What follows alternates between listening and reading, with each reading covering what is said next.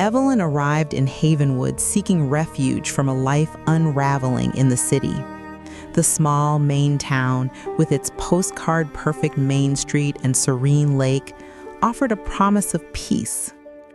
She rented a quaint cottage from Clara May, a woman whose eyes held the wisdom of generations. One evening at the local diner, Evelyn encountered Julian. His gaze was intense, his smile fleeting, yet it stirred something within her. He seemed as drawn to her as she was to him. Their conversation was easy, filled with laughter and shared silences, but Evelyn sensed a hidden depth, a sadness that lingered beneath his charming exterior. As they parted ways, Julian warned her, "Havenwood keeps its secrets close." But what secrets was Julian keeping himself? Days turned into weeks, and Evelyn and Julian's connection deepened. They spent hours exploring the surrounding woods, picnicking by the lake, and sharing stories under the starlit sky. Evelyn learned fragments of Julian's life. He was a writer, drawn to Havenwood for its solitude. But he remained elusive about his past, deflecting questions with a practiced ease. One afternoon, while exploring an abandoned lakeside cabin, Evelyn stumbled upon a hidden room. Inside, she found old photographs, letters, and a worn leather-bound journal. The name Eliza was scrawled repeatedly on the pages, accompanied by tormented prose. A chill ran down her spine as she realized she was peering into a past Julian had deliberately concealed.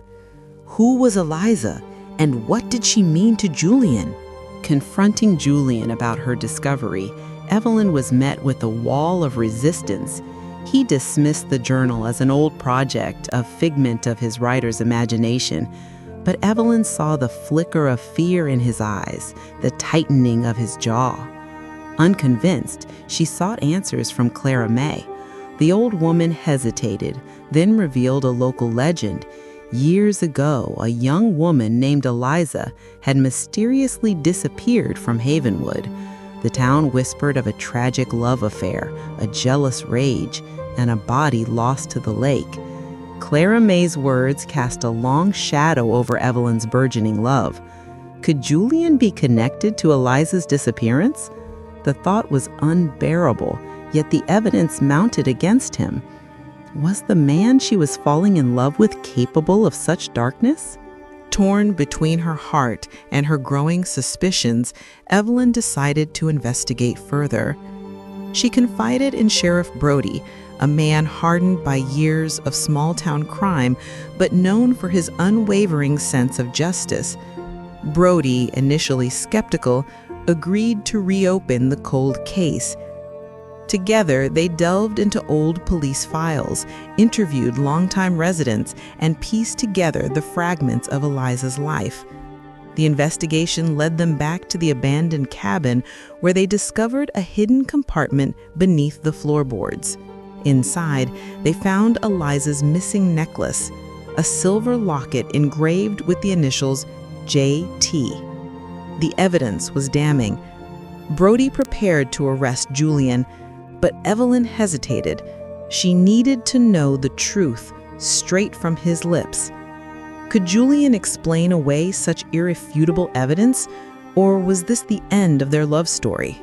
Evelyn confronted Julian at the lakeside, the same spot where Eliza had last been seen.